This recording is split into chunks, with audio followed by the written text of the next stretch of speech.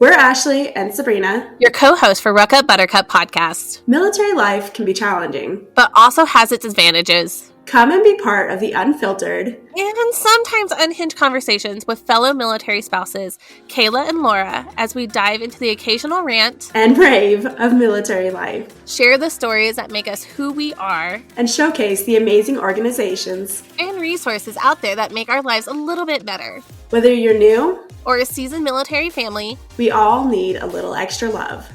Make sure to catch us on Wreath Across America Radio at 11 p.m. on Wednesdays. Hey everybody, welcome back to another episode of Ruck Up Buttercup. It's just me and Ashley today. We're just here for a girl chat. We are kind of both really excited because it's almost fall, and I love fall. I know, me too. It's I'm such a basic white girl answer, but fall is 100% my favorite. I love getting to wear sweatshirts and just snuggle up with a book. It's just going back to hibernation. I love summer. I love going to the beach. I love going to the pool. I love it. But at the same time, I am just more comfortable. I love hiking. And Sabrina's the same way. We like things that are just more enjoyable in the fall. Yeah, we can do it in the spring, but it's always raining so much in the spring. So hiking, sitting outside with a good cup of coffee or whatever, reading a book. I was just telling her, Sabrina, before we came on today, that we went up to the mountains in North Carolina for a week, and we were like, oh, let's go to the lake. And it ended up being so cold. And I was thank goodness I brought a sweatshirt. And so I was sitting outside in my sweatshirt, and I was wrapped up in a blanket, and I had my book. And I was like, okay, I'm fine. The kids were really bummed because they couldn't go swimming. But I mean, they could, but it was really cold. It was 60 degrees, and we had just came from 98 degrees. So it was kind of a shock to our system. Yeah. But I was like, oh, yes. I was like, I'm going to soak this in because we're moving to Georgia, and I will not have this. Right. It's probably December. I love the cozy, but yeah, we're not in New Mexico, southern New Mexico, so it's hot, and it's funny because we have the air conditioner on, so I have a sweater on, so I'm always cold, but then as soon as I go outside, I'm like, oh no, it's still hot out here. It's very hot out here.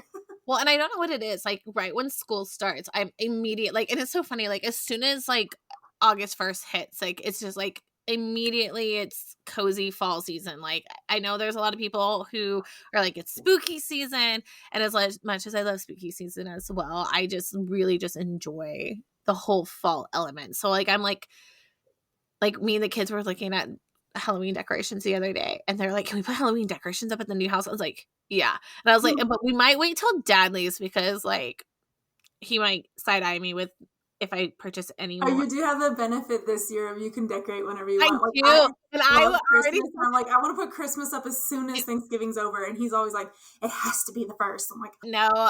Anytime Jeremy is gone over the holiday season, I typically will have my holiday, the 1 year he was gone through November up until December, he was home for Christmas. This will be the first year he's not been home for Christmas since the kids were born, and we've been very, very fortunate. We were actually having that conversation the other day of him not potentially being home, and we've already discussed that he may come home for Christmas if he gets to get leave, but I was like, we can't even make that plan until you physically get to Poland and you get there and you find out what that training schedule and stuff is. So, I was like, but I was telling kids, I was like, we might be just putting Christmas stuff up. One, I'm just so excited to decorate this house because it has this gorgeous stairwell coming down.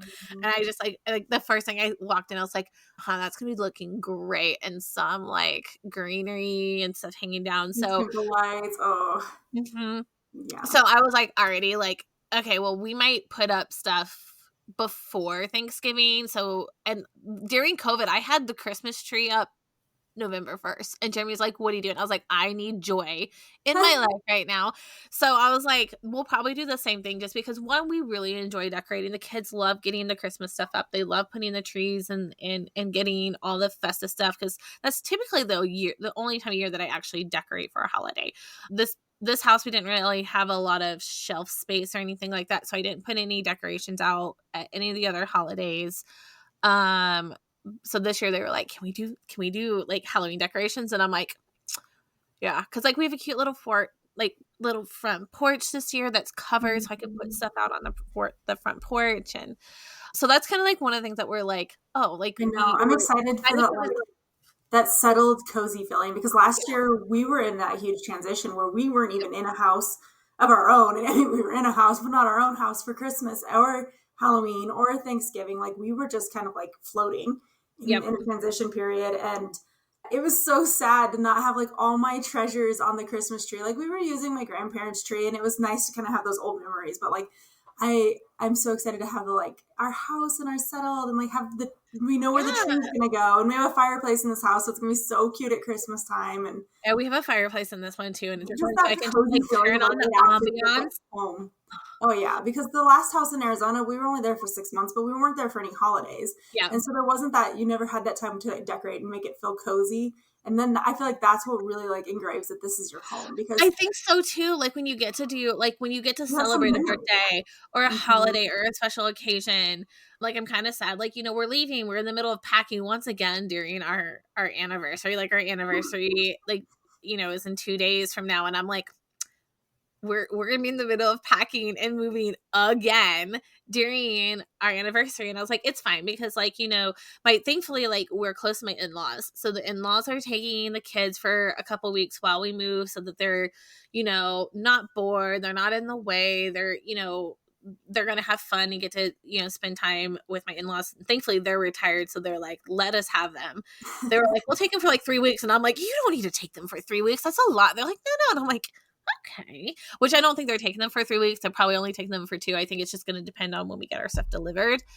But I was just like, oh, we'll just celebrate. We'll go do something fun, like when the kids are gone, and we'll just, you know, have fun and all that kind of stuff. But it's It's kind of like an anniversary celebration. I mean, you'll be alone in a hotel at least some of the it's days. fine. I don't even think we're staying in a hotel, to be honest, because like we are literally like, our stuff is getting picked up. We're keeping a mattress, because we're doing, like, we have Jeremy's bike and stuff, so we're renting a U-Haul and everything, so we're gonna have stuff with us. And we're literally, I mean, we're only driving, I mean, Benning's only 6 hours from us, so it's not like we have to stay at a hotel or anything like that. We are actually gonna drive halfway. My in-laws are like literally a midway point from where we are now, so we're gonna drive down, stay the night with them. His mom's birthday's the 27th, and so we were like, well, we'll stay the night. We can do breakfast with you and things like that. And then we have to be down in Georgia by 3:00 to do closing. So we're like, we have that plan, and then we just are going to move into the house. So it worked out really well for us this time around, where the last time we moved up here, we had to stay in a hotel and stuff like that. But So be alone in the empty house. You can break in all the surfaces. we can. No kids. Well, we were laughing because, like, I mean, It's your and first house you own, though. It feels like you need to. it is. I feel it's such a weird feeling. Like, I'm almost 40, y'all, and like I'm like, I keep kind of like, I keep joking with Jerry. I was like, we're officially grown ups. Like, we're buying our first house, and I'm like, I can't believe we're almost 30. But like, you know, and even this, like, you know, we're doing some remodeling. This home was built in 2011, so like it's all builder grade stuff from 2011. And so, you know, that was one of the reasons I like my in-laws are keeping them, because we can do a couple things before everything arrives and things like that. And then Jeremy's going to be there for the month. Like, he's taking the whole month of September off, and then he leaves for Poland, which I think is like what's stressing me out right now, is we don't have his like date yet. Like, they are kind of giving him the runaround of, like, you know, getting flights and stuff booked. And I think that's like a huge thing when you come to moving, like the stressors that you feel during move time. Because not only are you stressing to pack and to find a new home and to leave your home and all that kind of stuff, but like there's other things that play like a I feel like huge so much role. of it is just the unknown, like not It knowing what is that's like going to look like and feel like. not having control. Like, I don't classify myself as like someone who likes to have control, but I do. Like, I like to have a sense of control. Like, I know there's a lot of things out of my hand. That is just something that has just been drilled into my brain as a military brat and as a military spouse of 15 years. Like, there are going to be so many things outside of your control. So like, you can control the things you can control. Like, and that makes things like, so I'm like, okay, I can control organizing the house and making sure it's perfect for the mover, so that way everything's where it is and it's going to be that way when it gets there. And then at the same time, making sure that, you know, I have all my ducks in a row. Thankfully, Jeremy has handled a lot this year. like typically I handle a lot of like the moving parts, but he's done a lot of that. But I'll probably also just is because of my like vertigo that I've been dealing with. But he has he's organized everything so far. I have not had to do really anything, and it's been fantastic because typically it's me, but he's also typically working like right before moving. Like right now he's at a ROTC program and no one's here, so like he's only going into the office for a couple hours a day, and that's when he's doing his working, which is he's just organizing everything and all that kind of stuff. So it's been really nice to not have to do any of that because boy, like that's just like ugh. Like another thing that has to go on your list. Like I have to call utilities here and schedule them. I still have to do that because all the utilities are in my name because I always put the utilities in my name. That's just something I do because if he's gone, and utilities, if your name's on the account, it's a huge hassle. So I always put the utilities on in my name, and we've done that for the last several years. Even that way, I don't have to pull out the POA or anything like that when he's gone. And it's definitely something I definitely suggest. And even if we decided this house that we put both of us on them, and then that way. And I think you should do that because, like, if something happens to you, or if you're not able to make a payment, or like if you're not able to call and make a payment, if it's someplace that you have to call, like here, we have to go in and pay the water bill, either call or we have to go physically in. They don't have an online portal or anything like that, which is such a pain. It's crazy to me when you find places like that. You're like, what do you mean? I'm in a little town in the mountains of Virginia. So like, I get it. I'm kind of like blown by it. So like, I typically just call, but like this time I'm going to go in because I need to be like, hey, like I need to turn the water off. It is really good to have both of you on it because there's things that come up that you don't think about. Like in Arizona, in order to like some of the homeschooling stuff that we were trying to do there, they wouldn't take a lease. They wouldn't take my driver's license with the address on it. Like a lot of these things. And all they wanted was a utility bill.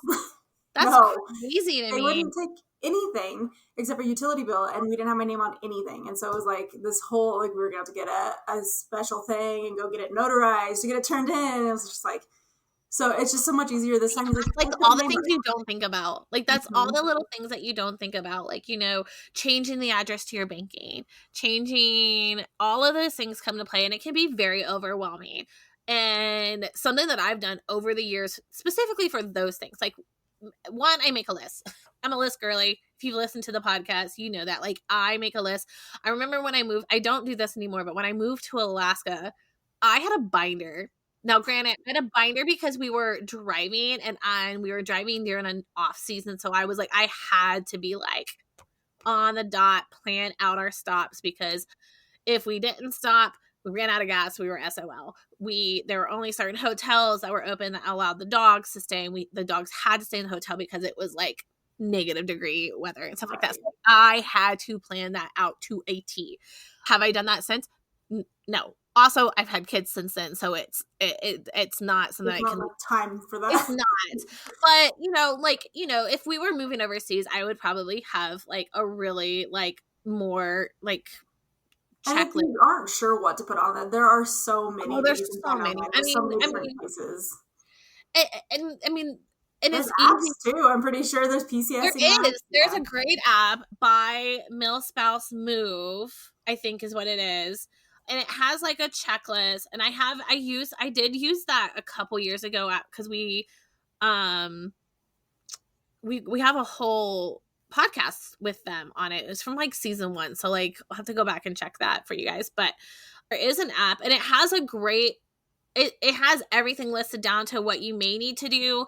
There's some things on there that I'm like, I never do, or I just did it a different way. And I think that's one thing that you can learn to like, you know, what works best for you and your family. Because once again, I'm going to say it again, it is going to depend on what you and your family. It totally does. It depends on like where you're going, like how you're moving. Yeah.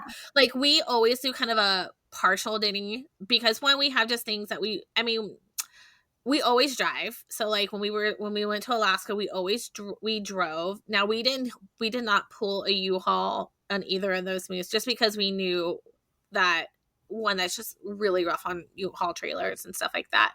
But, you know, Jeremy drove back down. I flew down with Devlin when we moved back from Alaska because I was just like, there's no way I'm driving from Alaska to Texas with a 9-month-old. Yeah. It would have been miserable. The drive to Alaska, just the two of us, I mean, was the worst experience I ever experienced because it was like middle of blizzard in April, like wide out, couldn't see. And I like just had like a lot of like anxiety over car accidents. And so I was like, I sat with a blanket over my head for 3 days. Like I was like, no, we're not doing that. But like, you know, we made that decision like, okay, hey, I flew home. I ended up flying home to visit family with Devlin like a week before Jeremy even left. So I was down there for a couple weeks. Jeremy drove. He stopped and saw some friends on his way there. And I always suggest that, like, if you are traveling during a PCS, see your friends, stop and see family, make it a trip. I mean, obviously that's if you have leave saved up, but most people have enough leave to take at least 2 weeks or an extra week with what you're allotted to move for, and enjoy your time. Don't rush it. I mean, obviously if you don't have family and friends on the way, like that can be an issue, but it, you know, there's so many things and there's like so many people out there that can help you guys figure out like what you guys should do on your trip and stuff like that. I mean, that's where that planning can come down. Like if you plan it, like you could find things like that. But I always do a checklist at least. So a checklist of what needs to get done, when it needs to be done by. Like for instance, this move is kind of a two-parter. We have our household goods going to Georgia, and then Jeremy has stuff getting picked up to go to Poland. So, like, our first task was to clear out a space. Separate those things, yeah. For his things that we can rope off and say, do not pack it. Because, y'all, listen, if you've not done a PCS move before, let me explain something to you. If you don't mark it off, like, obviously, like, I'm not even sure how I'm going to mark this off to make be like, don't touch anything in this room. But like you empty your trash cans, like you have to do some stuff to prep for moving. Even if you have a moving company coming to box you up and prepping, you have to go through your food. You have to go through anything and everything to make sure that it is ready to go. Like make sure your dishwasher is emptied and everything's put away, or they're not going to get those dishes in the dishwasher. Things that you have to do to prep for your move. But if you list it out and kind of like task it out to like who's going to do what, it can make the transition so much smoother. Jeremy's on top of his stuff. Like he's organized everything down here in his space. And I'm slowly working. Like if you all are watching us on YouTube, you can see I've been like slowly packing up my office. But my goal is we hope to have downstairs done by the end of this week. So then that way it's ready to go. Like everything's ready to go because they start, you know, and like that's the other thing. Like packing could take a day. They can have it scheduled for 3 days, like for shorter hours. Like I think they have a schedule for 3 days. Like it's not gonna take them 3 days to do this, but they did that when we moved here, and they only came out for a few hours, which was kind of irritating to me because I was just like, why not just be here all day and pack and just be done instead of me having to kind of like, I don't know, stand around. But that's just also me. Like I was like, I could be doing more with my time, but yeah. Also, as we get into the fall season, I hope that people are like maybe getting on the tail end of your PCS. I know that when this comes out, Ashley will probably be Well, and I've been seeing so much better. I feel hopefully by this point, all those who are doing like the late end PCSing, like that August time frame, are settled in. Like they are in their homes, they're unpacking, they're getting everything. Like I've been seeing a bunch of posts about like everyone's, you know, stuff is arriving from beginning of the PCS season is arriving now from like further moves. And I've seen a lot of people post like we arrive in August, which I'm glad I'm not the only one. I feel like I was like, dang, this is going to suck. Like arriving at the end of August, but I'm not the only one. Well, it's convenient that you chose to homeschool because otherwise, like this time of year is back to school, and that would be super complicated if you were moving with kids because I don't know whether you would start on school and move on. And that's like a common question, and I think don't stress about it. Don't stress about it. Like if you are moving anytime during school season, you know. Off. I mean, the reality is they're not going to fall that far behind by missing 2 weeks of school. Like, and if you're really worried about it, whatever. Well, and the first couple weeks of school, anyways, isn't anything new. It's going to be a refresher. It's a refresher. It's going to be refresher. It's going to be learning school rules, all that kind of stuff. Like, if you really want them to not follow behind, just have them doing like what I'm doing with mine. Like, even though I'm homeschooling, we won't start like our actual homeschooling, like all of the subjects, until we get settled in the new house. So they won't start until September. But I'm like, okay, well, we're still going to be doing stuff. Like, you guys aren't just getting off like gun hole. So, like, we're doing Prodigy, we're doing Bottle. We have these little workbooks that I picked up at the beginning of the summer, that are like bridge books. So, like, I was like, which was great because it's got a lot of things that they already know, and there's opportunities to show them like what's coming up for their school year. Like, there's been things that I've had to sit down and work with Claire, and there's other times where she's been fine and working on her own.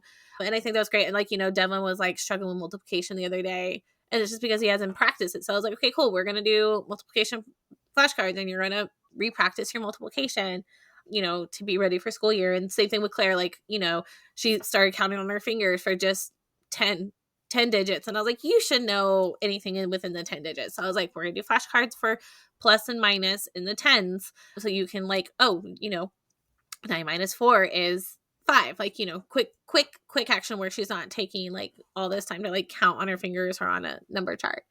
And that's something easy you can do. And that's all they're going to be learning at the beginning of the school year, is refreshing what they learned last year. So that way, do like a really slow transition anyways. So like, we always start with like, maybe 2 subjects for a week or 2, and then we like slowly add them on. Yeah, that's all I'm doing. Like, they're reading.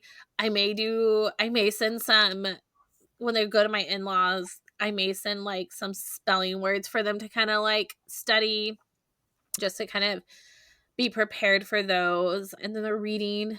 And if they don't, like, I told I was like, don't even worry about, like, if you guys end up being so busy that day, just don't worry about it. Like, just, they can, it's right now, I'm not worrying about it. And that applies to anybody. Like, even if you're not homeschooling, the fact is, kids aren't going to fall behind. Most of us go all summer without if you're not anything. If you're going to keep your kid out of school for, like, more than,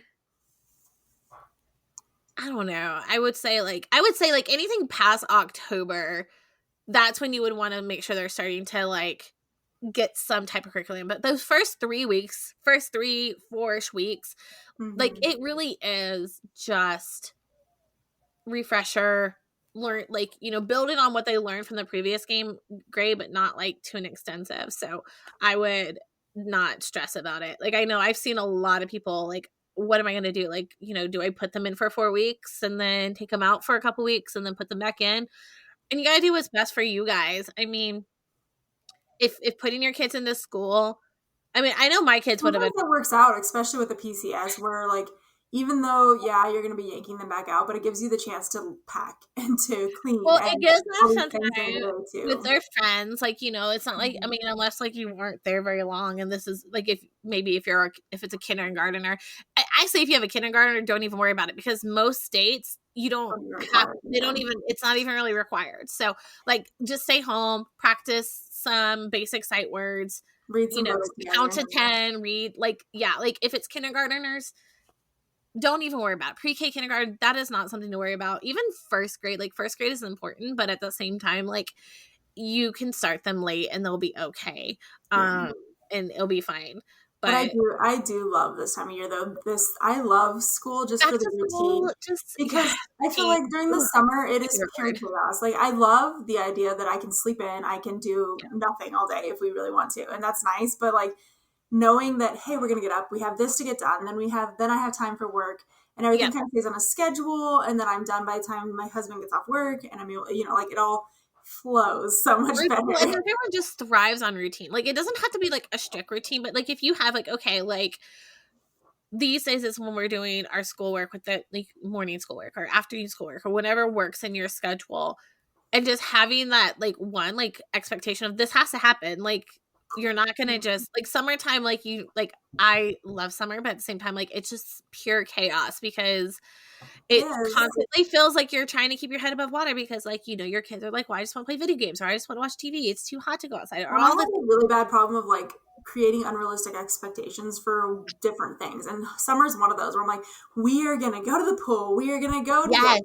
there's all these things that I'm like, oh, we're going to do. And then when it doesn't happen, I just end up being sad. And I'm like, So like we didn't do anything again this summer. Like I was just like, the last 2 summers, I'm like, oh, we're gonna go do all these things, and then I'm just like, it's August 5th. Like, where did the sometimes they get summer older. go? I feel like as they get older too, they have more interest in their books, their things at Yeah. home and stuff too. So they're not like, okay, what are we doing for the day?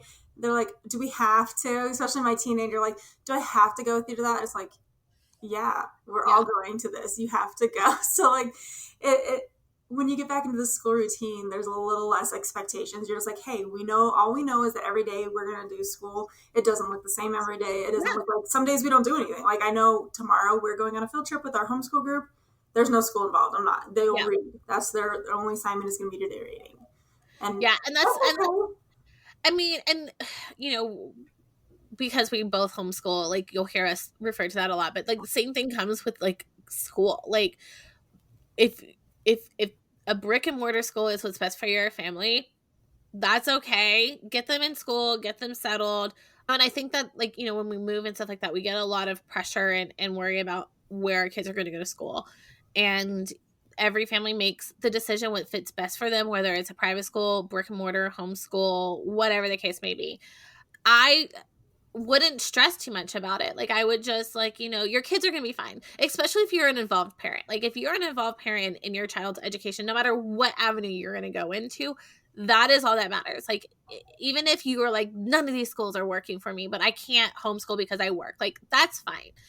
If you're involved with your school, whether it's PTA, reaching out to the teacher in a respectful manner. I should also mention that. Like if you're just involved, you're helping your kids with their homework and things like that, their education is going to be fine. Like it's not going to affect them if they're going to a Title I school or they're going to the best school in the district. The only difference is the support that the child may have, but if you're supporting your child, they're going to have a good education. And I'm a firm believer. You're still gonna have a routine, and I feel like even if my kids were in public school, I feel like I would still love fall because it's still the like, hey, we get to see each other in the mornings. You build in more of those times where you're actually connecting. It's cozy. It's a time. I feel like it's just a really good time to kind of reflect, because like you go from the holiday season. And then you go into spring, which is typically really busy because especially like if you have kids in schools and stuff like that, like it's testing, you're ramping up for the end of school year. There's all of those extra like curricular activities in schools, whether it's dances or sports or anything like that. And yeah, there's sports in other seasons too, but like I feel like spring is just very busy with all the extra things, like end of the year, like ceremonies and all that kind of stuff. Even for our if you're working or your spouse, like it just seems to be a little bit more busy because we've out of winter months and all that kind of stuff. And then you go into summer, which is just pure chaos in my opinion. Like I feel like it's just survive through the summer, survive the heat, survive moving or any of those changing parts. So fall seems like the only time where everything just kind of settles and it's just slower and a little bit calmer, and you get to be excited for the holiday seasons and things like that coming up, and you can just take a moment to reflect. And I think that's why I love it so much, because it's one of those times where we could still be busy, but it's not like, I don't know, I feel like spring's just expensive to me because, like I said, like if your child's in dance or gymnastics or anything like that, you have on competitions, it's the end of the year stuff, and it's just so much. And I just love fall weather, like the colors. I try to enjoy every season. Like and like trying really not to like focus on what's next, because August is definitely still summer, and like although you want it to be September and you want the fall to come, it's still summer. And so we're trying really hard to like, okay, we can still go to the pool a couple more times. It's still for a few weeks. Like why not? Well, I think that's like a great thing too. Like don't just because school starts, because I mean school starts. I mean you have kids who already started school. Like now it's beginning of August when we're recording this. And then you have some kids who are not even starting until the very end of the month. Like our school here actually isn't even starting until the beginning of September, but that's just because they were supposed to start on the 20th, but then they're remodeling the school, so they're not done yet. So just go with the flow. Like I feel like just, you know, enjoy what you have. That comes with age, because I feel like so much more in like my 20s and maybe my early 30s. It was like those seasonal bucket lists, and you're like, okay, well, we got to check off the things. We got to do all I stopped making bucket lists. Because then if I don't hit them, I like you said earlier, I was like, I just get like, we didn't do anything. Yeah. We did so much this summer. We drove to Indiana. I mean, that wasn't on our plan to go to Indiana. I mean, fortunately, we went for a funeral, but we went to Indiana for a few days, and then we came home for like a week, and then we went to my mom's house for a week, and then we came home for a week, and then I don't even remember. Like, that's like, it's been like, we have been going back and forth so much this summer that I think that's just why it flew by. And there wasn't a lot of opportunities. I mean, I think we've gone to the pool twice this summer. Mm-hmm. But I also say, like, this summer has been also extremely stormy and rainy here, at least on the East Coast. Like, the weather has just not been ideal for summer, like, activities. Like, we've had, like, severe thunderstorms, like, 3 to 4 times a week. It's not been fun. So that's also been like into hurricane season, so it's just going to continue to rain. I know. Well, and then like that's what it's like. I was like, and one of the things, like, I don't try to look too far ahead, but like that's the other thing. I was like, oh, we're gonna have so much more severe weather when we move to Georgia compared to the mountains of Virginia and stuff. But it's fine because, like, one, like, that's a learning opportunity that I get to have with my kids. Like, we get to talk. Like, one of the huge things for us when we move is that we get so excited. We get to learn about a new place. We get to learn and experience a new culture, new foods, new places, new everything. And so we always do, like, we've been watching, well, now we get to do 2 because Jeremy's going to Poland. We do plan to visit. So we've been watching videos of, like, things to do in Georgia, and we've been watching things to do in Poland and all that kind of stuff. And that, I feel like, is a great way to, especially if you have kids, to get them excited if they're not excited about moving to a different location. Because, even though we've always lived in the South, the kids have never lived in Georgia, and we're living far south. Like, we're living down, and we're actually living in the Alabama side. So, I was like, talking to him about all the different things we can go do and how close we'll be to this place and this place so we can go do those trips and stuff. And I think that's a fun way to look at moving. But it's also just a super fun way for you to look at, like, if you have an upcoming deployment, like, don't just stay home. Like, right. Experience it, travel. That's kind of the downfall of fall is they do kind of change rotations in. That is just unfortunate. I mean, that's why Deployed Love exists, because we do the holiday minis for the families who know that's coming up. Like, we usually do them in the fall, not actually at Christmas time, but we do them in the fall, and those families, they may not even be separated yet. So they just know it's coming, and I don't know. I don't know why they do that. I don't know why they start them at the beginning. I mean, but at the same time, those other families want their families back for the holidays too. So, like, in fairness, it is what it is. I don't know if it's, I can't, I mean, my, just thinking logistic wise, like, you really don't want to move hundreds and hundreds of soldiers during the hottest time of the year. Well, and I think that also lands with the PCS season. They know that some of them are going to need to move, so they get all that transition done, and then it's like, as soon as it's kind of settled in, now the units are going, which sucks, because especially like Ashley, like, you're going through, like, we're just doing this move and then all of a sudden goodbye, like that. It's just gonna, like, and I think that's kind of like a huge thing for me, because one, this is not something I've experienced before. Like, I've grown up in the military my entire life. No, that's wrong. I mean, when we moved to Germany, my dad, like, when we first moved to Germany, actually my dad was already gone by the time I got there. So when we moved to Germany, he was already deployed to Kosovo before me and my sisters even got there, because typically in the summertime, we would go to my bio dad's, my grandmother's for the summer, and then my mom would move everything, and then we would come towards the end of summer right before school started. And so, that did happen to me, but that was just pretty normal for me when growing up. My dad was always gone. He was a ranger, special forces, so he was just gone all the time. So, like, it really just didn't, like, click in my head that was something I've experienced before. But it is different with this. Like, this is just different. Like, he's one, like, I'm trying not to be resentful, and I'm not resentful. I'm jealous. I'm so jealous, y'all, that he's going to Europe. Like, I love Europe. I spent 5 years there. I want to go back so bad, but I'm also so, so excited for him. Like, he's getting to experience something that I got to experience. I think he's nervous because he doesn't know what his job's going to be, because it's not his typical, like, MOS. So there's all that. But, like, he keeps showing me these, like, gorgeous, like, apartments downtown, and I'm just like, I hate you. And he can get, like, a nice 1-bedroom because it's just him. That's so nice. Like, I mean, like, he showed me the one the other day, and it had this gorgeous built-in, like, bookshelf, and then it had this gorgeous, like, garden patio and this, like, big kitchen, and I'm just like, Uh-huh.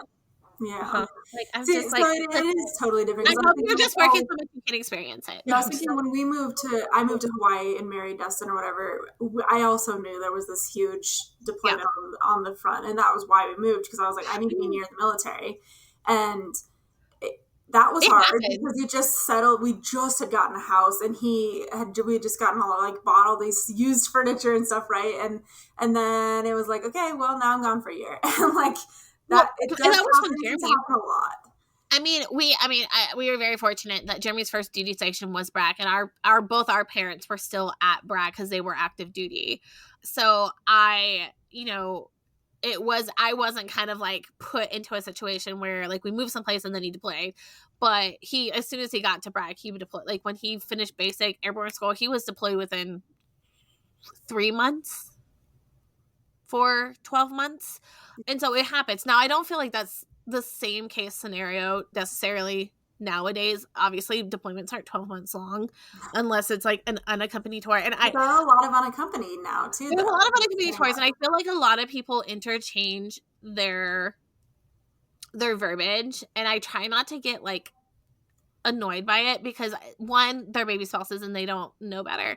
But I think a lot of people think anything when a spouse is away is a deployment. A deployment is when a service member is in a location that is hostile. I think that when we made the card, the definition was like, Yeah, it has to be mission ready. mission ready. Like they're on alert at all times. Like there is a potential of there to be some type They don't have that freedom. Like where your husband's going to Poland, like he'll still be like a civilian. Like he can go out and do things. Yeah. And other locations are like that too. They may be a little bit more stricter where you can go and things like that. But like there is a difference and it's okay, but it's okay to feel sad about it no matter what. Like whether it's a deployment, an unaccompanied tour. I feel however long it is. Like we were talking about like just moving somewhere and then them leaving. That happened here. Like we literally had just gotten into our house and he's like, okay, well now on the 2 days from now I have to go. And he was in DC for almost 2 weeks. Yeah. And it's the same thing. It was like, I was just dropped off and it was like, okay, hope you can figure out where to get groceries. Hope you can figure out where to do this, that, and the other thing on your own. And it's hard no matter what. And I think that's something as like, if you're listening and you're definitely a baby milspo, like find that freedom, find that like you can do it. I promise you that it may be hard and you may want to sit in your car and cry at times, but you can figure it out. Like you can heck, like again, like there's your person. You will, even if you just find one person to help you, it'll make life so much easier for you guys. But just, don't overthink it. Don't overdo it too though. So like don't think you can take on anything and everything and always do anything and everything. Like make sure you are having that partnership with your partner, but also know that you can handle anything that's thrown your way. I keep joking. I need to stop joking because something horrible is going to happen. But, there's Murphy Law. We all know it. We all experience it in some way, whether it's severe or not severe. And I'm just like, oh my God, what's going to happen? Like I'm buying a house for the first time and Jeremy is leaving to move overseas. Like what's going to happen? Like, I'm like, and I told him the other day, we were sitting there and I was like, I hope whatever it is, it better be freaking fantastic and it better make me laugh down the road because I know it's going to happen. Like it never fails. Something crazy is going to happen. Hopefully it's nothing super crazy. And thank goodness my in-laws are still 4 hours away. So like if something does crazy happen, I do have support. I'm also moving to a place where we know individuals too, which is always really nice. I think that's a perk of being more of a seasoned spouse is you have that opportunity of like, oh, we know someone who's there now. Our new spouses don't necessarily have that opportunity yet, but it's coming. It does come. I know. Like I'm like, I wasn't really looking forward to moving, and I was really, really hoping to go back to Bragg. Like we've talked about that last couple of episodes, because I was like, I have friends still there. I have a support system still there. But then when we didn't get Bragg, and they're like, it's Benning. I was like, oh, I can make Benning work. I have friends. I know people down at Benning. I'm okay with this. Like, I'm okay that I know that if something absolutely crazy happens, I know one of those individuals will be like, yes, I can help you. And sometimes those are people that were so far, like, back in your lifetime. The 2 girls that I went to the concert with this weekend are friends from 10, almost 11 years ago. We have barely even talked since then, but now we're like, yay! I'm like, I don't even need to make new friends here because I'm like, I have you guys right here and we can see each other, and it makes me feel so much better than even like Arizona where I knew nobody. And as a baby spouse, that's how it was. You'd move and you'd be like, oh man, this is going to take forever to find a person. I have a friend from high school that lives down there, and that was one of the first things I did. I was like, and I wasn't sure she was still like in that area or if she had moved further out. So I like messaged her, and we're friends on Facebook. Like we talk every once, like we, you know, comment on each other's posts and stuff like that every once in a while. But like we haven't, like I haven't seen her in 16. So I saw her when Jeremy was at Bank. So 17 years. So I went down when Jeremy was at A&T and met up with her when he was there. And so, yeah. And I haven't seen her since then. And I was like, hey, are you still there? And her son is like the same age as Devlin. So like, I was like, well, we'll have to definitely get together. I know. I'm so excited for it. It's just that fact that like just having built-in friends, but also it's really nice because on our case, it's our spouses all get along really well too. So now I'm like, I know we have like these people that we can just hang out with and we don't have to like really think about it already. And that's always fun. Like when you get to reconnect with your military spouse friends, because like we move so often, and I'm a horrible person at this. Like I am horrible. I mean, unless like Sabrina, I talk to her like once a week, like twice or at least every other week, like before the podcast. Probably at least once a week. But like, I get to talk to her enough, but like there's other friends where like I don't talk to them all that often because my life is just really crazy busy, and I feel like a horrible friend for this. But then like I've had so many conversations with my friends who feel the same way about this. Like they're like, I wish we could like video chat once a week or something like that, but like life is just so busy, especially like when you're that primary parent and you're handling everything at home and you're going through different seasons of life. Sometimes it can fall on the wayside. But what I think is really nice about, or really cool about military spouses specifically, is like I like Courtney. I hadn't talked to Courtney in like 4 months just because of life. And like we instantly were just like chatted for like 2 hours the other day and it's like we had like, it's like nothing changed. Like it's like we're going right back into our friendship. Everything changed. We're just kind of catching up on like what life has brought each of us, busyness. And I think that's what is really nice about, I think military spouses are so resilient and are able to adapt, that like it is just kind of like falling back into that friendship. But sometimes it doesn't always work. I have fallen back into friendships with friends that I'm like, ooh, we just grew to be different people. We grew to have different like beliefs and things like that. That's gonna be the case with anybody. Anyone, because we grow as humans. Yeah, exactly. But it's okay to set boundaries with those friendships, and we've talked about that so many times. Like, yeah. But you know, there's so nice because I know that with fall that means like all the fun little events that are coming up. They're down in El Paso at Fort Bliss. I'm so excited. I'm so excited for Georgia because we looked and there's a huge Renaissance fair there right outside of Atlanta. And I was like, oh, this is going to be such a fun field trip thing for us to go to. Because like that was one of my favorite things about living overseas was all of the festivals and things like that.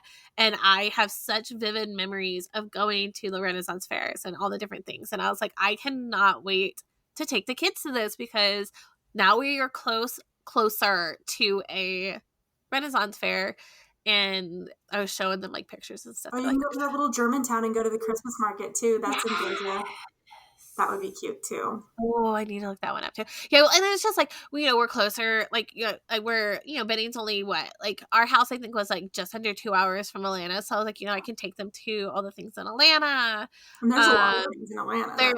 There's going to be more opportunities to go see shows. Like I took Claire we took Claire, my niece, to their first little theater show. We went and saw, there's this great theater near my mom's, which is kind of close to here. It's only 2 hours from our house here, but they have a great theater program. They put on these amazing musicals and shows throughout the year, and they did Frozen, and she loved it. I was like, oh, like I have someone else to go see like Broadway shows with. For those who don't know, I was a huge theater kid in high school and stuff, but like she was just like, oh my God, I love that movie. That was so good. And I was worried that she wouldn't want to sit still that long because, like, shows are a little bit longer than a movie. and she loved it. So I was like, oh, this is great. So now we have like, you know, more opportunities to go see things Having like a that. daughter is so fun. It is just, it's It cute. is fun. They get to do, like, Devlin's like, meh, like, whatever. And then, but she's like, let's, like, she's, girls and boys are so different. Mm-hmm. It's kind of wild on how different they can be. Like he's always like, can you play video games with me? I'm like, I don't play video games. I don't play video games at all. I am horrible at it. It is not my thing.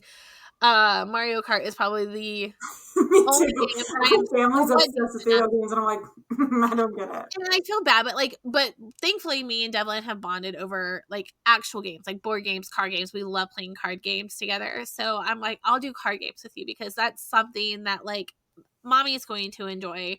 I just can't get over, I don't know if it's my ADHD brain or what, but like I can't get over like having to like click like 4 different buttons to do one thing and then I get super overstimulated. I think that's what it is. I didn't realize it when I was younger that that's what it is, but it's like nothing's working the way I want it to go, and then I'm just like the sounds outside of me are like, ah. I've never been a gaming person. I think like the extent of it was like a Game Boy, and I think that was because we travel so much between my middle school and high school years that like that was the only thing that was available. I didn't have a cell phone. I didn't have tablet. The only games I've ever really played were N64. We have like a system now that like has all the N64 and like Sega games and stuff, and that's the only thing I want to play. Yeah.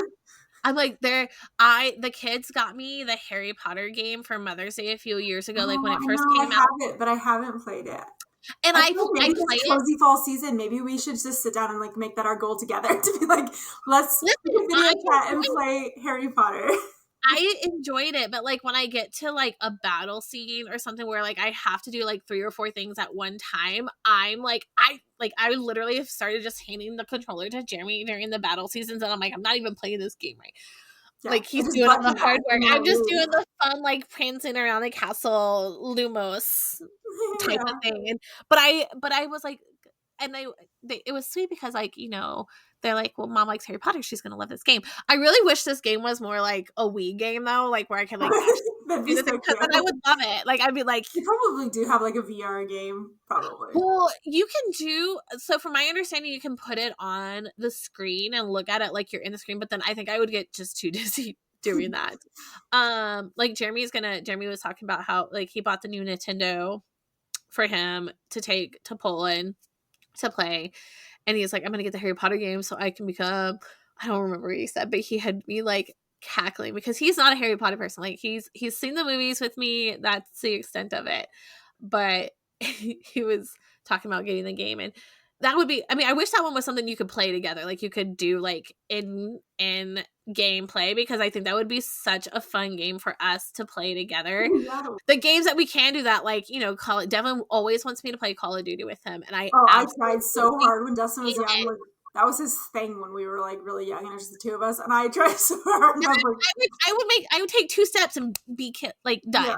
And I was just like, this is not fun for me. No, like, it wasn't fun. Can I just sit here and read my book while? Yeah, like I was like, I'd rather just sit here and read my book while you play. And so that's what we've always kind of done. Like we did that. High fantasy games, so like Diablo and stuff is actually kind of fun because there's not outside players. You're just playing the story with them, and it is a story. So I've enjoyed it because it's kind of like reading a book but playing a book. Yeah.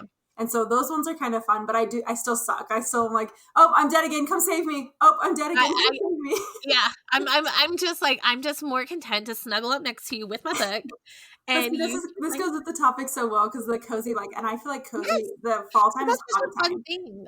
That's a fun thing you can do. Like, if you are gamers, and I know we have such a huge military spouse gaming community. Like, I didn't realize how, like, which is a great, it is, if you can get into it, it's a great pastime.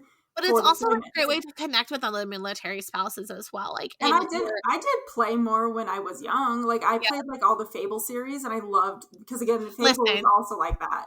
And when Oregon Trail was my jam, and that is the only game that I've ever been like. Zelda? I've played Zelda all the way through too. I love Zelda. Yeah. I think Oregon Trail are really great because they take like months to finish. So if he's deployed, great. You have something that's something to focus on. Where was I the other day? I saw that they came out with an Oregon Trail for Nintendo, and I was like, I need this because I need to see if this game is actually as good as I remember it, or if it was just it's definitely not. I loved that game. I did too, but it was like I also like buying history, things and yeah, shopping. I'm a huge history person though, so I really enjoy history. So I think that was why I enjoyed that game so much, because it was kind of like just another like, oh, I can die from dysphoria or whatever. Like it was the board game. The board game's pretty fun too. The kids Is like. it? I didn't even know there was a I don't board think game. we've ever survived. I think our Oh, whole family is dead by the end of the board game every single time. So it I is know. I that think would be you a fun one for your family because it's a co-op. So you're all trying to win Oh. together. But See, and that's the thing. Like I feel like in the fall time, like it's just like, you know, because the kids are in school, you're finding different ways to connect with everybody after school. So you're doing more game nights, you're doing more we things. do, and I love Like that because then we do family charcuterie boards and we do chili nights Yeah. and we do these we do so much more fun stuff. We get movies because I'm not going out when it's 30 degrees. I'm not going outside. So Yeah. I love fall. I just love this whole season. But it's there, and there's just a lot of family activities too, I feel like. So like, you know, there's, you know, the fall festivals, there's the pumpkin patches and all that kind of stuff. And it's you kind know, of before like the stress of holidays where you're like really worried about Thanksgiving and Christmas and like having family, which all, you know, family, adding family to the mix kind of just makes things a little bit more complicated, if nothing else. And if you're traveling during the holiday season, it can be stressful. So like I said, like it's like the calm after the storm and the calm before the storm. Like it's such a peaceful time. It is. And I love it. But I'm also like, my birthday's in the fall. Like I just love the fall. Like it's just like, you know, always has been a special place in my heart. I do love summer though, but I'm also a water baby though. So like I love water. That's me. Like I only like the summer if it's involving water. Water. Like if I'm by water, if I'm in the water, on the water, I am in my happy place. So like I have two happy places. I love the coziness of fall, but I also just love water. Like if I'm just like the beach, whether beach, lake, river, even a stream, I'm content. Like I don't know, like water just makes me like be zen. And I love it, and I'll always be there. But I like fire too. Also means reading season, and I know we haven't talked about books on here in months. We literally haven't. I'm so excited. There's so many fall releases, and there's so many, and I'm so scared because there's so much. I saved my fantasy for fall. I'm like, oh, it's coming. It's so yes. I do a lot of reading in the fall. I mean, I do a lot of reading year round. Like, let's not get me wrong. I was actually laughing because I only read 2 books in July.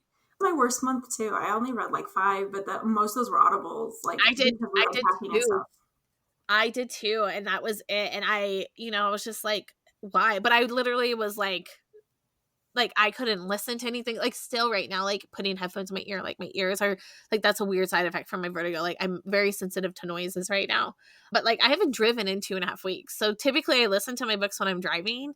So Jeremy's been in the car with me every single time. So I haven't been listening to books and things like that. So I'm very excited. But I'll probably, anytime my PCS, this is such a weird thing because you'd think I wouldn't have time to like read a physical book or anything like that. But like my PCS months are typically my biggest. But it makes so much sense though if you think about it because you're not doing all the crazy like kid running around. Like I'm not watching TV. I'm not like I typically will listen to a lot. I mean, I always listen to more Audible books. Like I that is how I consume a lot of my books. Is I do listen to a lot of Audibles, just because my job, the kids, all the things like that is just how I do it. If you don't think that's reading, you can keep going. Do what is good for you. But I do like the last, like when we PCS here, I think I read like 3.5 physical books, which kind of blew my mind because I was just like, I rarely have enough time to read one physical book a month.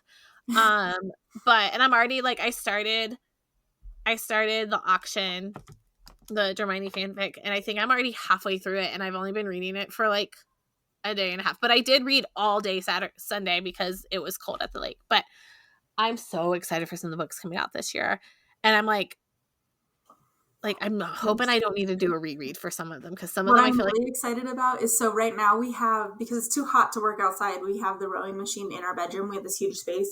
But as it cools down, I get to put that back out in the garage, and we're going to turn that section of our bedroom into like a cozy reading area. And I'm so like, I can't wait for it. And it kind of sucks because we have to keep like transitioning furniture seasonally so that we have to exercise. I'm super into exercising fit right now. So I'm like, I have to have some way to do cardio when it's 102. I know. I'm trying to figure out how I'm going to do that in Georgia because I plan on putting all of it in the garage because we're losing like an entire floor. Like the main living space is still about the same square footage, but we won't have like this basement space. Yeah. So I'm like, I need to invest in some like a really good fan. I can't do it. Even yesterday, I went out and tried to do my cardio walk at 6:30 in the morning. I was out there at 6:30. By the time I got home at 7:30, I was like, I'm dying. I can't. This is too. It's not helping. Yeah, you and heat don't get along. Like I can do heat for a little while, but I don't. Again, I haven't lived in such a hot place though in a while. I mean, North Carolina was pretty hot, but I do think that, you know, being up here in the mountains where it's been a little bit cooler and stuff like that for 2 years, like again, like that was how like it was from Alaska to Texas. That was a brutal like transition. Mm-hmm. But going from like North Carolina to Alaska was a brutal transition too. So like it's just, you know, reacclimating your bodies and things like that. But, you know, finding that joy of like what I'm so excited to like I said, we have a little electric fireplace, so it puts off heat, but you can turn the heat element off. And I'm like, I just the ambiance, like it's still maybe 90 degrees outside, but I'm gonna make that inside look like it's 40. We haven't figured out how to use ours yet, so I'm not sure if it puts out heat or not, but I'm excited because then we can turn the heater down too, and then we just pay for gas instead, which is cheaper always. So yeah.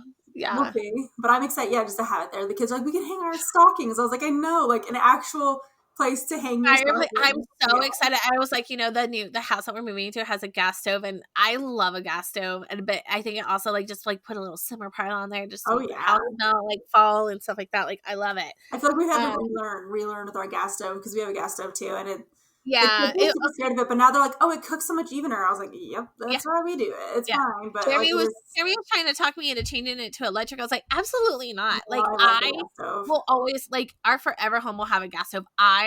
We had one in Alaska, and I was like, "This is the best thing I've like." I love. The only thing I hate is cleaning a gas stove. It is.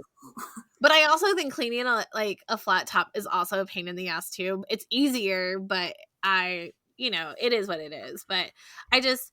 Yeah, the finding joy, like finding things that spark your joy during any of these transitions, whether PCS, deployment, long training cycle. The big thing for the year is I'm trying to like find ways to, because there's like that, like if you are stressing something in advance, then you end up having to live through it twice, and that sucks. Yeah. So I've been really, really working hard on my mental, like, hey, also not setting unrealistic expectations, because then I'm just disappointed, and then it's like I ruin our whole beach trip because it didn't look like I thought it was going to look, and like, I don't want that anymore. I think that's coming with age too. I think we've both learned over, like, once again, like, you can have control, but you also have to have that mindset of sometimes you just have to let it go and just go with the flow. Be there. What's actually happening. You realize it isn't as bad as you think it is if you actually just zone out. I know.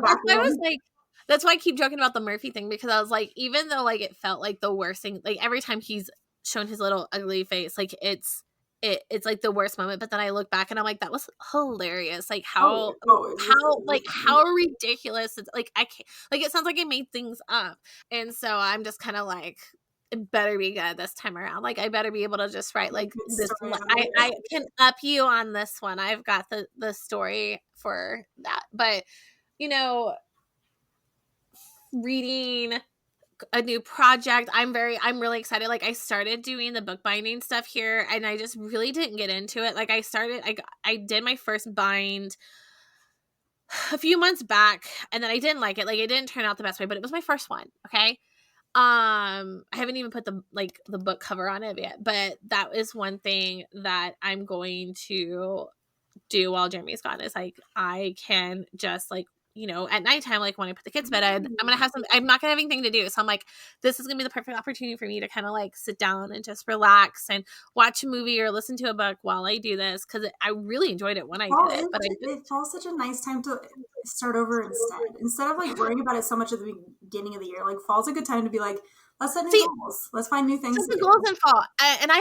Someone said this. There was someone who said that, like, don't set goals in January because they will likely not be tangible, because one, you might be setting unrealistic goals. Like these are things like you really want to do, and then you do it for like a couple weeks and then it drops off. wait until, early, late spring or later to do those. I think fall is a great time to start an activity, any type of activity, anything that you're wanting to start, because you're not in the midst of chaos in the spring. You're not in the midst of the chaos of summer. And then you're not in the middle of the chaos of holidays. And it's also a great time, like if you're starting to do a craft project, like that could be used as a homemade gift, because homemade gifts are the best. Like I will die on that ship. I love homemade gifts. I love something that has thought behind it. And even if it's like taking a $4 bottle of wine and making it look super cute, like that is going to be more to me than like you getting me a coffee mug or something. Like the thought goes a long ways. And I think there's so many cool different things, like you can make, homemade vanilla, or, things that may take a few weeks that are ready for gifting, and you can do those in the fall. And it's just that coziness. Like it's because you have so much more time indoors, because the light gets darker, right? And it's like, so you have less time to actually be outside anyways. So it's like, why not? Unless you're in a place that's light all the time. But yeah, it's finding things to feel better and to your own. I think that's a huge thing military spouses struggle with, is like having something that they feel is them and not just taking care of the kids or being a stay-at-home mom or stay-at-home wife or whatever the case may be. Find something that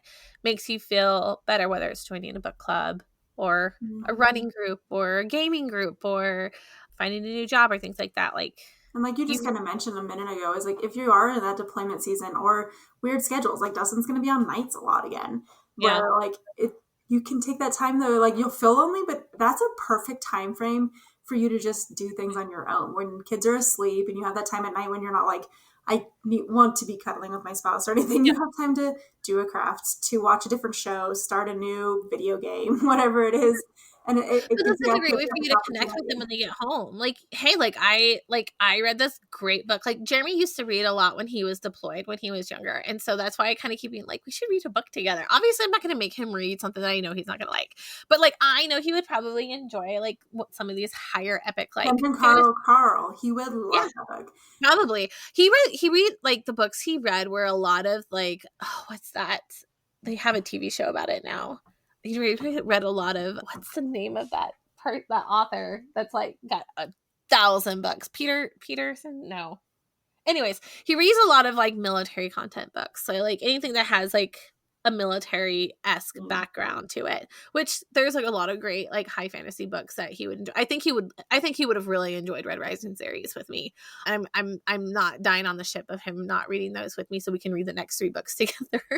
But I also know that he just doesn't have a lot of time to do things too. So like he typically likes to play games, and I'm like, that's fine. Like you do you, boo, but everybody can do something together, and you don't have to do the same thing. Like we just said that, like, if you are not a gamer, like I have no desire to learn how to play a game. Like I know my husband likes it. It's just not me, but I could still enjoy that time together with him, reading a book, crocheting, whatever, something that you can do easily sitting side by side. And I think that's a great way to do it. And if you're during deployments,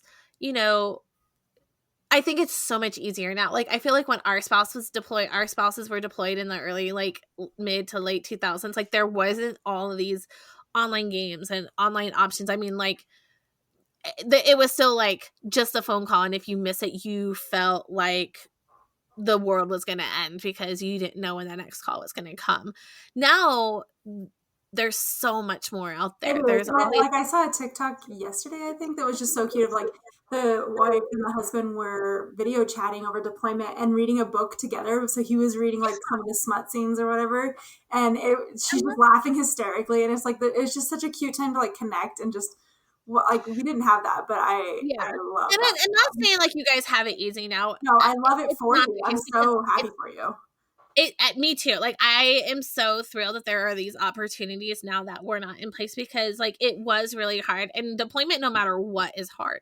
No matter if your spouse is sitting in Kuwait in a cushy little spot or in the middle of the war zone, deployments are hard, and your feelings are valid on that. And don't let anyone say like, well, you signed up for this and da-da-da. They're hard. Point period blank like they are. And so, but finding things that can bring joy to you during this time is going to make those sense. I remember like, and I think we've talked about this in several episodes, but like, don't stop living, because it's going to make the deployment longer. It's going to put a strain on your relationship because it's going to pull over into your conversations and stuff like that. Go on vacation. I know it sucks. This took me a really, really long time to like, and it was more when I started when the kids got a little bit older, and I was like, we can't just sit at home and do nothing. Like, that's not fair to them. I want them to have the same experiences we had as kids. I want them to experience going to the lake or to the beach or, Disney or whatever. Like, I want them to experience that. Your job, unfortunately, doesn't allow for you to go with us. And so I started taking them on trips. So like, we've gone to like Dollywood during spring break, and I've done trips with them. Yeah, Jeremy would love to go with those, but he also knows that like, he also had that, like, I don't want them to miss out on life too. So yeah, that is, it's hard to go on, especially when it's going to see family, and you're like, oh man, he doesn't get to see it. But they did know what they signed up for joining the military. They did know there was going to be times where they can't just take off. It's the government. You can't just be like, oh, we're going to put leave in. Especially like if you're in a high training cycle time frame, and it also gets, I feel like it gets harder as they get older, because then their job responsibilities are a lot more. So like, Jeremy taking 2 weeks off during like a first sergeant position isn't going to be as well. It's the same with like the babies, like that just got in. You're not going to be able to just take leave you in won't the have middle of Christmas because you want to. You're going to be the ones that are pulling Rudy or like staying home during the holidays, and that sucks. But you don't, even during Christmas, if it's something that your family has like a huge reunion coming up and you really still want to go, but he can't get off, maybe you just go, because that's just... And you just go. Like, and it just happens. I mean, the amount of times I've gone to Jeremy's parents without Jeremy, so many times. Mm-hmm. The amount of times that, Jeremy's missed out on things like family birthdays and things like that he wasn't there at, so many times. I'm really sad. Like, that's one of the things I'm really sad about this upcoming move is our nephew's first birthday. His party is like 4 days after we move. And unfortunately, Jeremy and I are not going to be able to, like, we were just like, we're not going to drive up. But the kids are going to get to go because they'll be with my in-laws. They'll be there for things. And we plan, so we're taking, since my in-laws are taking the kids, we're going to meet them at my sister-in-law's house, because she lives in Charlotte, which is like a halfway point for us. And we are going to go down there for the day and spend the day with them and get to, and I think I like that better, because then now I get to have like one-on-one time with my niece and nephew. Whereas if we went for the party, just a party, like we went to Holden's birthday party in April and there were so many people there. So I didn't get all the snuggles I wanted because everyone was sharing the baby and stuff like that. And I was just like, wah. So now we get to go down. We're going to go 2 weeks before his party, and we'll get to spend the whole day with them, and then drop the kids off, and then we'll come home and finish moving. And we're fortunate, like, and that's not the case for everybody. I understand that, because like some people are like, East Coast, West Coast family type of thing. Like, we're really fortunate right now to have our family nearby, and which is one of the reasons why I want to stay on the East Coast, because I think the kids are at the age where they're going to remember those summers and the Christmases with their cousins. And that's what I remember as a young kid. And I hadn't seen a lot of my upper cousins and stuff during like high school years and stuff like that, because we were moving so much and, all the things. So first and foremost, you don't have to go visit family if that's stressful to you. Like, you can put that boundary in place. But, and I think that took me and Jeremy a really long time to be like, we can't use all of our leave to go visit family. So we typically only do Christmas time frame. The summer, our summer block leave dates where we typically use for whatever we want to do, whether we are going to the beach or if we're staying home, we're using that time frame to do something with us. And if we do something with the family, it's only for a couple days. It's not the whole time. And thankfully, our family will travel to see us. So we are very fortunate that we have that. I know that's not the case for everybody.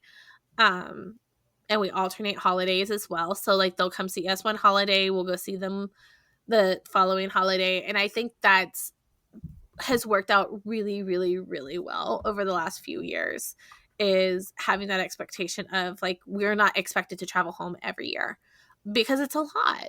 It is.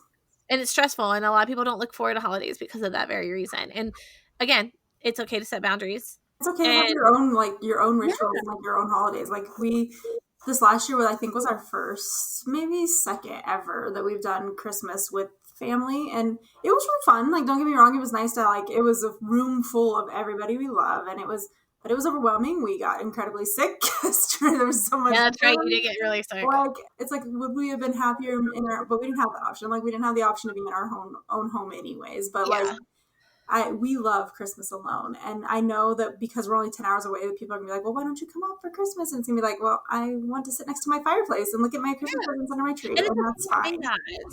And I think as the kids get older, I think it's weird. Like, when the kids are really little, like, you really want to establish your own traditions, no matter what holiday it is, birthdays, things like that. You want to put your own traditions in place.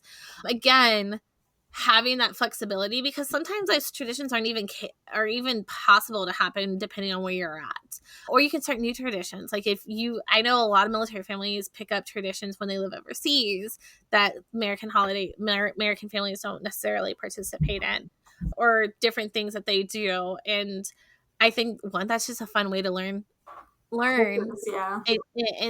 and bring into your family. I mean, like, military community in itself is a huge melting pot. Like, you have so many different things. I love having friends too, like all my friends. Like, I remember Hannah asking us, like, would you guys come to this event if I hold it? And she was just kind of worried because, like, we're not Jewish. And, I was like, hell yeah, I'll come. Like, I would love to learn more, like, about your family traditions and stuff like that. You're my friend. Like, I enjoy doing those things. Yeah, and we did a Christmas Eve with Rebecca a few years back, and because she has very like heavy Italian culture, they do like a pasta. Everybody brings a different pasta dish, and you do like a big pasta night on Christmas Eve, and like how wonderful was that? And we didn't know about that. Like, it was just so cozy, and we just got to stuff ourselves with carbs before we went to bed for Christmas. I love that. Yeah, and I think that's such a fun way to do, especially like if you don't have, like, if you're not going home for the holiday seasons, you have a found family. Like, that's what I loved about us living in Alaska. Me and Jeremy had this conversation not that long ago, because I was like, I'm really sad that we don't have mutual friends like we had in Alaska. Like, they were mainly his friends, and then I kind of like was introduced to his spouses and stuff like that. But like, and the other guys, and we had Easter at our house and Christmas, and it was a big potluck, and we all had like a great time. And I was like, I miss that. Like, I love that. Like, I wish we could find that somewhere else. I feel like that also just comes, we've talked about that, like with those Oconus stations, because it's true, because you don't get to go home. And it's really a lot less. It really depends on where you're at. Like, down here at Bliss, I think you see it a little bit more because it's so far from everything. Yeah. But also, like, Campbell, everybody I've known at Campbell feels like that the community aspect isn't there, but it's because it's so central that it's easy to go for almost anybody. And I think, like, also, like, just because you guys are not at the same, like, so say, like, you move and you have that found family, because, I mean, we have a lot of service members and spouses who don't have family. There's so many people who they don't want anything to do with their family because of whatever reason, and that is okay. Like, everyone has their choices in life. Visit your friends. Like, if you have a good friend that lives somewhere else and you are not going home for holidays, and they're like, hey, come down for the holidays, go down for the holidays, or vice versa. You do not have to spend your holidays with your blood relatives. Like, you can do what you want to do when you want to do it. And I think that's okay to say. And it's okay to say, like, I'm not going to do that, and learn, and then be like later down the road, oh, I'm going to do that, because we grow. Mm-hmm. We our opinions change around things. You talked to me 10 years ago, I would be like, no, I have to go to my mom's, I have to go to Jeremy's parents. Like, that is the rule. Like, we have to go to a family members for the holidays. Now I'm going to be like, hey, we were invited to so-and-so's house for the holidays, up in Montana or whatever. We're going to go visit them this year. Like, we're really, really sorry. But thankfully my family would have been like, okay, yeah, that's fine. But it's okay. I feel like that's just like, if you think it's okay to do anything that makes you survive and thrive. What makes you happier? What makes you happy? It makes you happier to go spend time with your friends, then go spend the time with your friends. If it makes you happy, you're meant to feel joyful. Isn't that the whole, like, you're supposed to feel happy? And if you're not happy going to your family, don't do that. I mean, like, apply that to anything, like anything and everything, like, not just even holiday. Like, if it makes you happy to throw yourself into work while your service member is gone, don't make anyone feel bad about that. If it makes you happy to stay home, homeschool your babies, and kind of be a recluse, then fine. it is what matters to you in your family union, not what your neighbor or your friend or your mom or your grandma or whoever is throwing their opinion your way. It matters only to you and you alone. Like, now, obviously, like, Find we your would joy want to make wherever it healthy is. choices. Like, yeah, like, you know, don't shut yourself away and be depressed. But if you are thriving and surviving doing that, then kudos to you. I would die being, like, so introverted. Like, because I am a people person. I love talking to people. But I know that's not everybody. And that's okay. We all have different personality traits. We all have different things that make us feel comfortable. Find what that is and just do it. Who cares what people think? Like, who, at this point, like, I know that with the social media, like, there are so many keyboard warriors and things out there who are just, I don't know, out to make anyone feel bad about themselves. Swipe away. Like, just don't let it get under your skin. If you going to, I'm even trying to think of like something oddball to say, but like, if you let your kids stay up until 10 o'clock every night, that's fine. That's you. If that works for you and then you sleep in until 9 every morning and start your day, who's to judge that? No, obviously, like, it would be different. Like, if my kids were over there and I'd be like, hey, 10 o'clock's kind of a late, like, they're going to be like really grumpy for them because my kids are typically in bed by 9, like at the very latest, like they are in their bed by 9 o'clock. Unless we're, and that's the thing, like when we are visiting family, it stresses me out when they are up until 10, 11 o'clock at night because I'm like, their asses are still going to be up at 7:30 in the morning, every morning on the dot, no matter what time they go to bed. So then that just means they're just going to be like little gremlins the rest of the day. But, you know, that's my choice. If I choose to do that, then fine. But if not, again, like, it's fine. Yeah. Roll with the punches. So I hope that as you go into this beautiful fall season that you're like, you just realize that there's so many things that can bring you joy and it doesn't have to look like what social media says fall is. If you like to be doing summer activities in the fall and going to the pool and stuff, indoor pools, do that. You go out, like, drink your margarita, you know, do whatever it is that makes you happy, and who cares? And that's the best part about fall is that we kind of get to become ourselves and like less stress of all the things around us. And do what makes you happy. I think if there's anything you get from this, is just find those cozy, happy moments and live them in the fall. Exactly. Yeah. So I hope you guys are having a wonderful fall. I think as this comes out, it'll be really, really close to fall starting. So I hope that you guys get to enjoy that together with your friends, your family, or just by yourself, which is nice too. I know I could go for a fall by myself. I don't know what I would do, but I feel like I would read every book I could possibly read. So. Oh yeah. Yeah. So enjoy that, and we will catch you on the next one. We have a financial person coming on to talk to us about money, and so that will be a great one to kind of get right before the holiday season so we can kind of budget and hopefully. I'm so excited for that episode. I'm very excited for it. I think it's going to be a great episode and a great reminder that, once again, that's something that we just have to kind of have reoccurring discussions about and all that kind of stuff. So I'm excited that we're having that right when I'm moving because that's when I usually typically redo my budget. So it's going to be great. It's perfect. All right. We will catch you guys on the next one. And as we like to say, Ruck Up Buttercup. Bye.